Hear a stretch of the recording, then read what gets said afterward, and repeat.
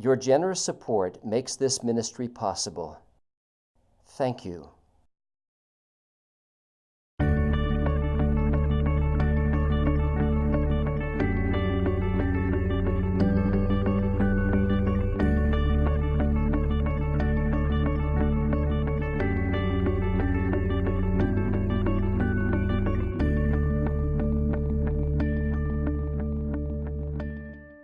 Now we want to talk about synagogue, the Beit Knesset, the house of assembly. Now, for some of you, that might sound pretty interesting in reference to your meeting. Most evangelical Christians say they're going to church. Theologically speaking, and I'm not picky, but theologically speaking, that's not true.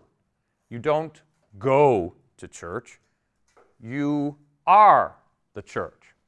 And so those who hold to a brethren tradition don't call, for the most part, don't call their meetings church.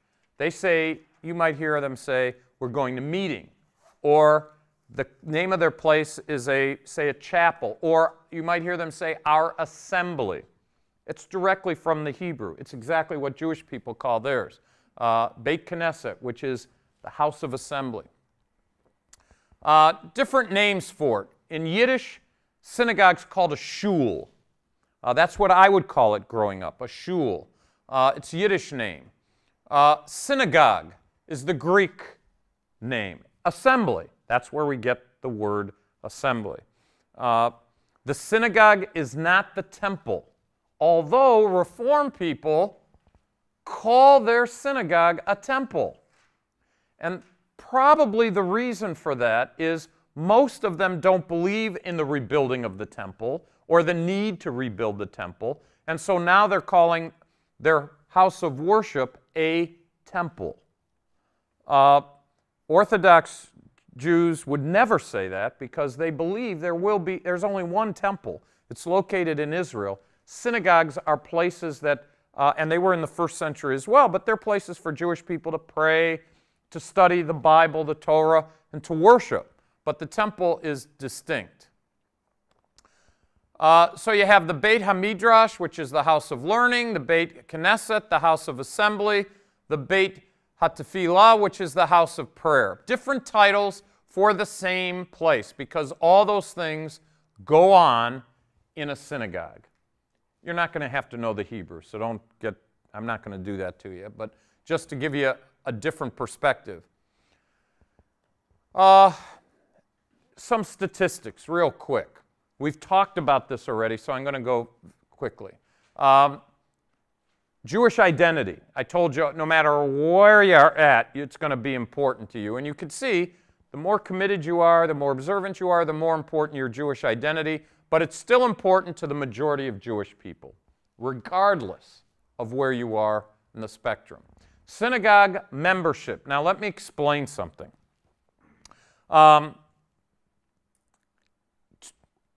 To belong to a synagogue today costs you money. Now, before we judge, it's very interesting. I've had Christians come to me and say, what's this stuff about Jewish people? You have to pay money to join a synagogue. That's kind of crazy. I've heard Christians say that. Okay, it is true. You have to join. You pay membership. Question? The statement is they don't take an offering, we tithe. That's exactly going to be my point. Regardless of what means if you meet in a place, it's going to cost money, period. Somehow somebody's got to pay the heat, the electric, you got to buy pews or chairs, you have to build a building, it's going to cost money. The Jewish view is that if you go to a Sabbath worship and you're not a member of that synagogue, or even if you're not a member anywhere, you could go to a synagogue and no one will ever ask you for money when you go on a Sabbath. That if you want to belong to the synagogue, that money is paid separate. I mean, at a different, you put it in the mail, you charge it, you email it, however, whatever you're going to do, They don't have an offering. Anybody who came there would not be seen, they're not going to ask you for money. So the Jewish view, if they ever were guests at a church, and maybe you've taken a Jewish person as a guest to a church, you know that depending on the tradition of that church, the Jewish view, to be honest, is every time you go to that place, they're trying to hit you for money. You go there Sunday morning, they want money. If you have an evening service on Sunday, they pass the plate again. You go there on Wednesday, there's another off. These people, all they want is money. Well, I would tell my Jewish friends the same thing I'm saying to Christians, is that there's no membership fee. Nobody tells you how much to give.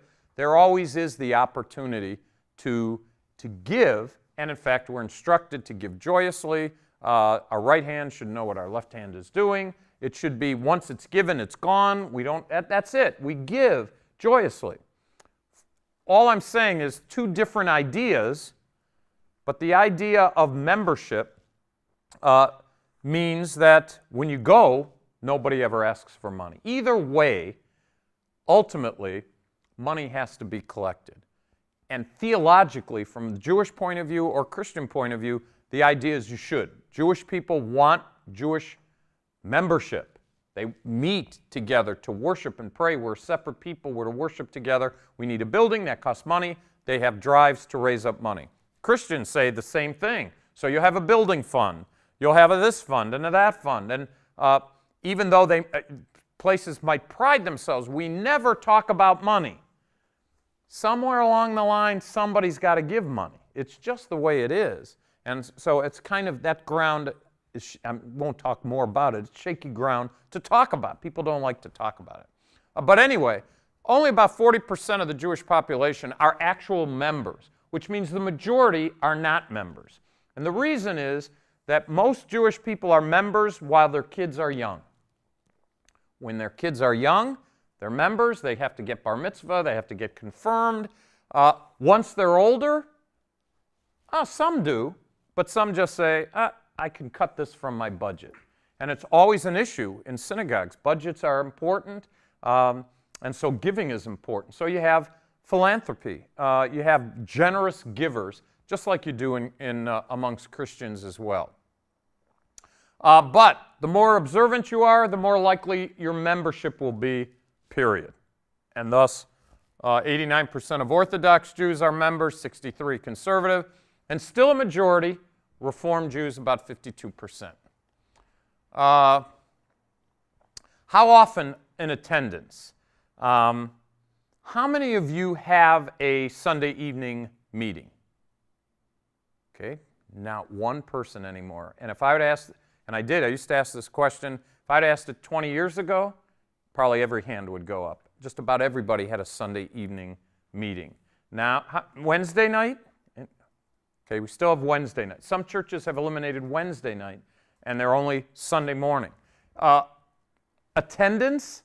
It used to be if the door opened up, my wife's family comes from a Christian family. When the door opened, they'd be there, period. There wasn't any doubt. Now today, people have property somewhere else, and they vacation, and meetings, you hope for a good percentage. And I think evangelicals have a strong percentage. But amongst Orthodox, once a month. The majority attend at least once a month. Amongst conservatives, 33%. About 22% of the Reform members attend monthly. So all I'm saying is that, generally speaking, there's not a high consistency in participation. There are about 3,500 congregations in the United States. Orthodox synagogues, there's a lot of them. There are a lot of small congregations that are very observant, Hasidic or Orthodox. Reform, 26, Conservative, 23, and Reconstructionists, about 3%. So you can see the more liberal you become, the less importance it is to align yourself with a congregation. And this would be the number of households that are involved with synagogue. Okay? and there's Reconstructionists. So it's a very small percentage. Remember, in the United States, we're talking about 5.2 million people who are Jewish. That's about it. It's less than 1% in the country. Very small percentage of Jewish people, and of those, very small percentage participate a great deal. So these numbers are a little dated, but it gives you at least an idea. There's not a significant amount of Jewish people in the country, and most of them, there's very little participation in synagogues. Okay. So Orthodox have the smallest membership, Reform have the largest. So Reform synagogues tend to have lots of members, bigger buildings, more ornate buildings. The more observant have smaller congregations, very plain meeting places, less ornate, very simple. So that would correspond that way. Orthodox are the youngest average age, very simple, large families. Large families.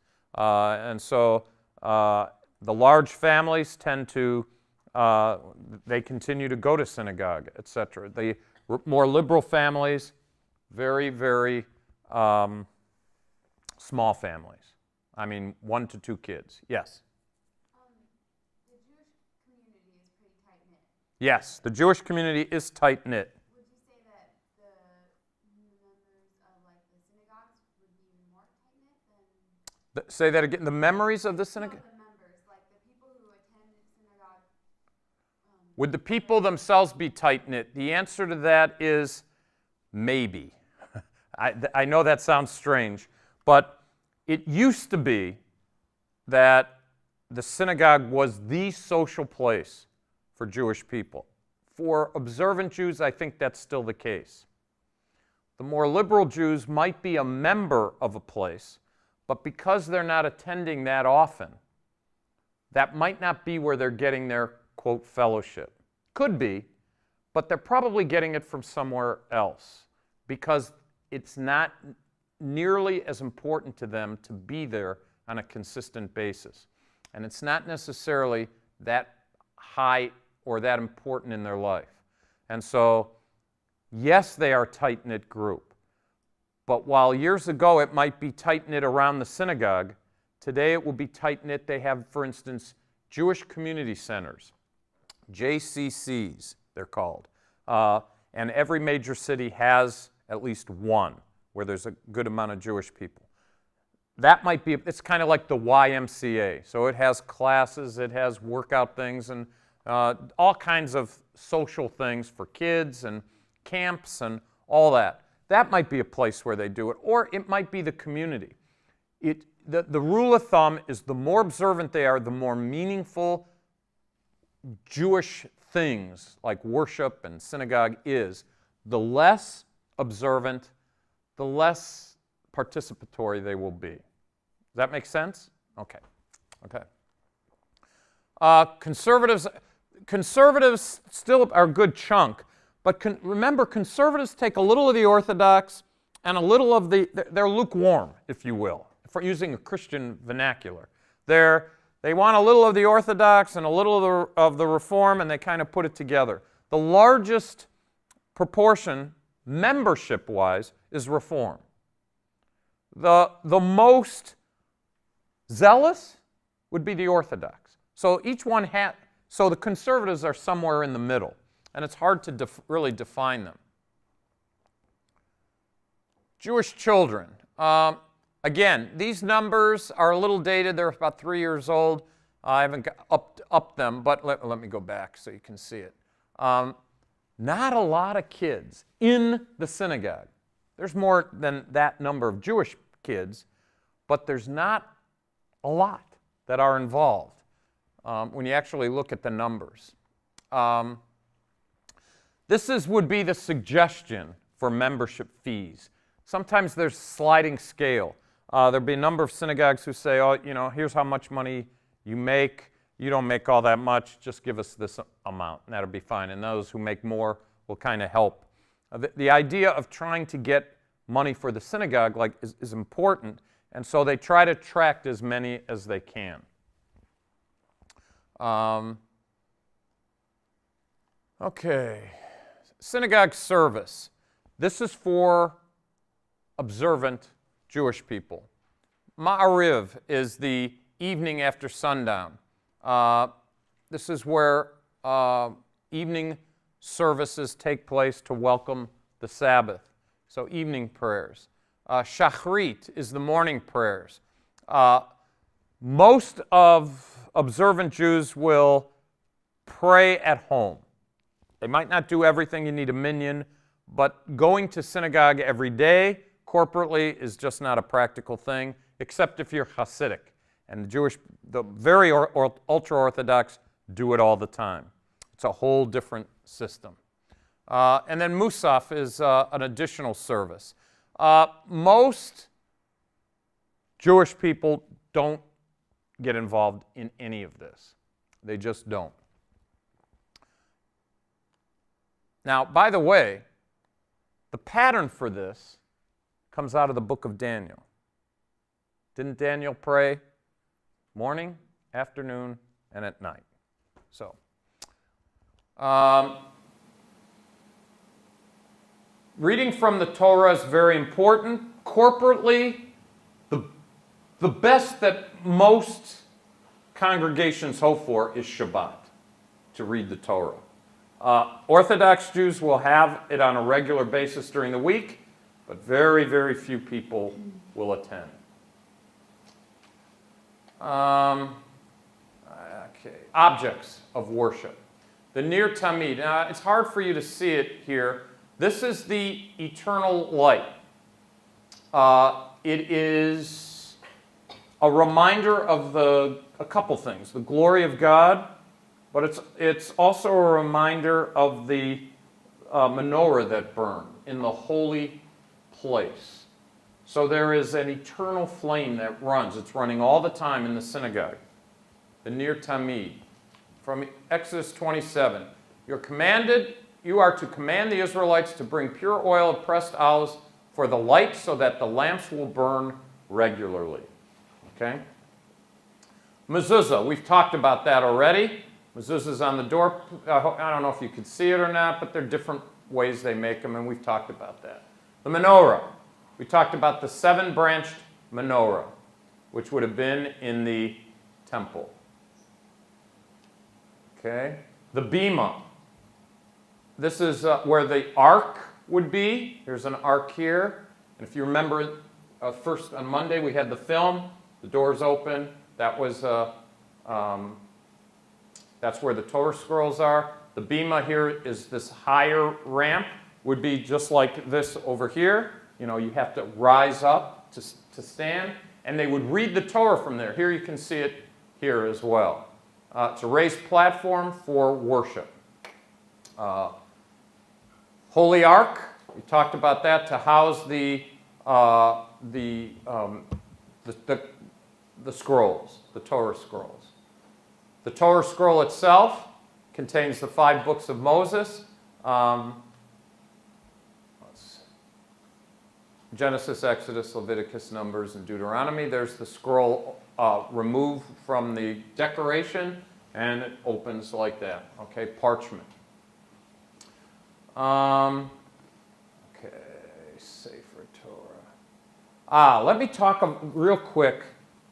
The Torah is written by scribes. Okay?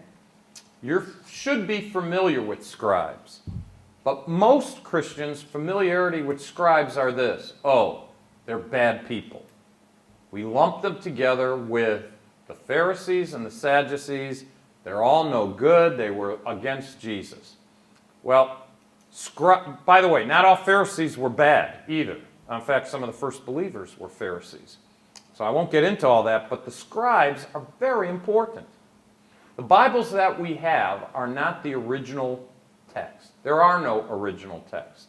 All we have are translations of copies of the original text in Hebrew, Aramaic, and Greek. How do we know that it's reliable? how do we know that the copies are good? Which is, if we believe in the verbal plenary inspiration of Scripture, how do we know? Well, scribes. That's how we know. A scribe, even before the time of Jesus, but certainly during that time, dedicated their life to copying the text. They didn't have Panasonic or I don't know what another company for copier, Xerox, whatever. They didn't take the text, plop it on thing, push the button, or they didn't go to their printer on the computer and say, oh, there it is, and just, no. Every letter was done by hand by scribe. And they had a number to each letter. And so when a scribe would write from the copy, they would add the letters up across and come up with a number, then copy it and add the number up. The number didn't correspond. Of course, they checked, double-checked, counted again. If it didn't add up, they buried the copy they were working on and started all over again. All that to say, it took months to copy one Torah. Months. And it had to be done precisely, without error. And that's where scribes come in. To this day, to this very day, there are Jewish scribes who copy the text. They don't do it mechanically. Mezuzah, we talked about that already. Clothes for worship. There's the, oh boy, where is it? There it is. There's the tefillin, there's the yarmulkes, there's the prayer shawl, which we've talked about that. There's the arm where he strapped the tefillin on. And we've talked about the yarmulke already, the kippah, white for weddings, bar mitzvahs, Yom Kippur, Rosh Hashanah. Black would be worn for funerals, Holocaust Remembrance Day, the 9th of Av. We talked about the talit already. So why do we wear a talit? Because of Numbers chapter 15. Kissing the tzitzit. Okay. I know we're getting, that's where I just got to, where is that? There we go. Notice this is the Hebrew letter shin. First letter to the word Shema. Hear, O Israel. So on each of the boxes is the scripture verses, handwritten by scribe, placed in these boxes, and then placed on the head and strapped on the arm. Wanted to talk quickly about Messianic Judaism. How many of you have been to a Messianic congregation? One. That's it. How many of you have ever heard of it? A few of you. What did you hear? Good things, bad things, you don't know things. What did you hear? You don't want to tell me. You can't be wrong, you heard it, right? Okay, yes? I got the impression that, because one of my friends that used to go to school here, he's Gentile, but he attended Messianic. Okay, so a Gentile you know attended a Messianic congregation and told you about it. Yeah, he made it sound like they were Christians, but they still practiced all the feasts and did everything that a normal Hebrew person would do. Okay. And how did that sit with you? Well, some of it I was like, that's really cool, and then some of it I was kind of like, well, we don't need to do that anymore. Okay, so there's confusion. You're trying to figure out why to do that. Let me ask another question. Does Christianity have things that they do in their worship that are not found in the Bible? This is not a trick question, by the way. I'm just asking. In your experience, or maybe I should word it a different way, is everything you do in your church, everything you do, biblically based? No, I hope you say no. Of course there's things that they're not condemned by the Bible, but they're not spoken about. For instance, if you have your family Bible hour at 11 o'clock, do you think the first century church met Sunday at 11 o'clock? I hope you don't think that. I mean, maybe some of them did, but likelihood, early church, Jewish, first day of the week, most of them slaves for the Romans, and certainly farmers, and they weren't meeting on Sunday. They met on Shabbat. All I'm saying is, as a premise to talking about Messianic congregations, I think we ought to be clear that some of the things we do in our churches are cultural. or traditional.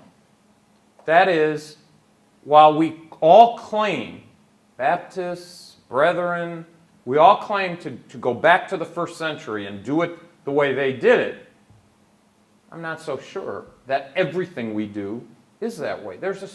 In fact, anybody from a missionary family in the class? Okay. Where'd your parents serve? Colombia. Do the Colombian believers do what we do here? Sometimes they do, sometimes they don't. And in fact, a better way since missionaries went there and probably taught them, some of them might even duplicate what they do, but if left on their own, in their own culture, they'll probably institute some cultural things unique to them, and maybe here we might not relate to. Is that fair? All I'm saying is, once we talk about this, that while many of us will say, oh, do they have to do that? I go to some churches and they open up by singing, "Praise God from whom all blessings flow." Okay? And we stand and do that. They don't do it at every church. If they do it, are they wrong? If they don't do it, are they wrong? Some people have breaking of bread on Sunday morning. Some have it Sunday night. Some have it once a month. Some have it once a week. Are they wrong? Are they right? Are they traditions? If you come from one tradition into another church experience, you're going to make a face. Why do they do that? We don't do it that way. I know that for a fact. I married a woman who was involved, her whole family, her whole life was involved in Plymouth Brethren assemblies. So I had very short experience in churches. I'd only been a believer a short time. I'd been to an evangelical free. I'd been to first church was a Calvary Chapel church. I left that one, went to an evangelical free. I went to a Baptist one. Now I'm going to a Brethren one. I've got 4 different kinds. And they all do it, they all believe the same thing, but they all do it a little bit different. A little bit different. Who's right? That, I want you to think of that as we go through this, because number one, the first church was Jewish. Gentiles were not around. The believers that first began were all Jewish. Okay? Peter would be the one ultimately, his primary ministry amongst the Jews. Saul would primarily go to the Gentiles. And Paul, by the way, was a Pharisee, a very observant Jewish person. 70 AD comes, destruction of the temple, lots of Jewish believers. They'd worship together, but with the destruction of the temple, he named Yohanan ben Zakkai. He went to Yavna, which in the Middle East, where Israel is on the east coast, down there near Egypt. That's where Rabbinic Judaism started. Remember I said at the beginning that we had Rabbinic Judaism and Biblical Judaism. 2 different things. It is here, 70 AD, where Rabbinic Judaism is going to get started. I'll go fast. The believers were known as Nazarenes during this early time. And there was a prayer instituted in Yavna by Jews against Jews. So you know. By Jews, that is Jewish non-believers, who in a sense were cursing Jews, who were Nazarenes, who followed Jesus as the Messiah. 132 was a revolt, Rabbi Akiva. 150, very key thing, where Justin Martyr and had a dialogue between Trypho, a Jewish man, and himself. Trypho, the quote Christian, this is where Jews are looked down upon, anti-Semitism. We'll have to hurry through some of this. Later on, Joseph Rabinowitz started what would be called the first Messianic congregation. And the idea, this was back in 1865, let us not sacrifice our identity. When we profess Christ, we do not cease to be a Jew. Not only Saul was, but even Paul remained a Hebrew of the Hebrews. And so a number of Jewish believers, especially in the 19th, 20th century. So what is Messianic Judaism? Let's go back. A person is Messianic if he is Jewish and believes in a Messiah, now this is technical, this is a technical term. I was, before I was a believer, a Messianic Jew, in the strictest sense. Hasidim are Messianic Jews, in the strictest sense, in that they believe in a Messiah. However, today, when you hear the term Messianic Jew, you don't think of a Hasidic person. You're thinking of a Jewish person who's trusted Christ. So, we've already talked about Rabbi Schneerson and Jesus. Messianic Judaism really came into prominence in the 70s of the 20th century and more congregations developed in the 80s, and today there are many of them all over. Their objectives, wait a minute, let's go back here. Help Jewish people understand their roots and to help the Christian church understand her Jewish roots. Now, let me preface by saying, I am Jewish. I believe Jesus is the Messiah. I don't believe we're under the law, and I attend a regular church. Okay? So, and I don't believe we should be under the law. Book of Galatians, the letter to the church at Galatia, warned against Judaizers. The key is the purity of the word. If you're going to any congregation, anyone, that does not preach the gospel, Paul says, anathema. You should be cursed. Any church, I don't care what persuasion it is, that does not preach the gospel, the strict gospel, one way to God through Jesus Christ, his shed blood on the cross at Calvary, we must come to him as our Savior. If you add anything else to that, or take away any of that, then anathema, Paul says. Book of Galatians. Book of Hebrews. Whoever wrote it. Some say it was Paul. God doesn't tell us. So the writer to the Hebrews says the law is a shadow of good things to come. So the question needs to be asked, regardless of which church you go to, are you committing in your worship to be as close to the Word as possible? Certainly, bearing in mind our culture, did the Apostle Paul preach 45 minutes? I don't think he did. In fact, one fellow fell asleep. It was getting late at night, and he died because he fell. I would guess that some of the services lasted longer. Yet in our culture, I've been to some places where it has to be 20 minutes, some 30 minutes, some 40 minutes. It depends where you go. There are different traditions.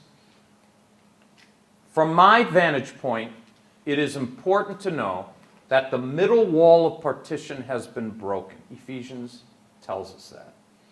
By the way, that middle wall is called a soreg. I don't know what class you need to be in, probably Old Testament, you'll hear about the temple. There's a soreg, and only Jewish people were allowed in there. There were signs, if you weren't Jewish, you couldn't go any further.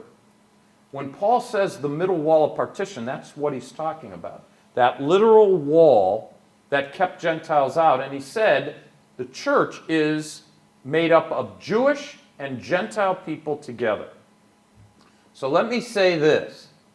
It is a shame if a church doesn't have a mixed group. That is, it depends on your neighborhood. I'm talking Jewish, if there's Jewish people live in the neighborhood, African Americans, if African Americans are there, Orientals, if Orientals are, whatever the Hispanics, whatever. The more diverse congregation you have, and who are like-minded in the faith, the richer the worship experience. The more segregated we are, I think the worse experience. Doesn't mean we can't have a good one, but a worse one. What happened for Jewish people is that those who were getting saved, especially in the 70s, and I was one of them, I got saved in the 70s, coming into a church, people didn't know how to handle us because we have a reputation. What's our reputation? Well, we're pushy. We're opinionated. We're stiff-necked. and we're hard-hearted, and our music is upbeat, and if we come into the church, well, they're going to just take it away from us. And there were many Jewish people rejected by Christians as Christians. So you know what they did? We'll just start our own. Well, they don't like our music? We'll start our own. By the way, does that sound familiar? I think it might for some of you. You got First Baptist Church over here, and if you don't know the history, you go 5 blocks down, there's Second Baptist Church. Now, where did Second Baptist come from? It came from First Baptist when people got mad for something, and they moved down to Second Baptist. People don't always agree. So, if the Messianic congregation is celebrating and using the gospel, including the law as part of the gospel, I know that came out bad. If they are preaching the gospel mixed with law, they're to be an anathema. Paul says that. If they are preaching the gospel and honor the Lord Jesus and do some things that even I might not agree with, they're still part of the body of Christ. It's a tough call. I'm not involved in Messianic congregation. I know people who are, and they feel they have a rich experience. And the only rule of thumb to judge them should be what their doctrine is. That is the key. But by the way, that shouldn't be shocking. That's the key for all congregations. I always tell people when you're going to, if you're in an area and you're looking for a church, 2 documents you should ask for. 2. First, a doctrinal statement. If they don't have a doctrinal statement, one of 2 things, as far as I know. Either they're brand new and they haven't written one yet, or they don't want you to know. If it's the latter one, you shouldn't go there. Any church that doesn't want you to know what they believe, I would have an issue with. It doesn't mean that I respect the congregation that tells you what they believe, and then you could choose, is this where God would want me to be? The second document to ask for is a mission statement. Why is it that you exist? We at Friends of Israel have a mission statement. We say we are a Christian organization teaching biblical truth about Messiah and Israel while fostering solidarity with the Jewish people. We're not a church, we're a parachurch group, but that's our mission statement. That's why we exist. Local fellowships ought to have the same thing. And so when we think of Messianic congregations, look to and see how the congregations have grown over the years. And they're even much bigger. Today there's way over 400 congregations. In Israel, there's about 50. Friends of Israel has a congregation 2 congregations in Israel. One is 200, about 250, and the other is about 75, which is large. 250 is large for Israel. So there's Jewish people don't like Messianic congregation because they say they're deceptive. Practicing Judaism, saying they're Jewish when they really aren't. Look, Jewish people don't believe a Jewish person can believe in Jesus. My own parents say I am a Gentile.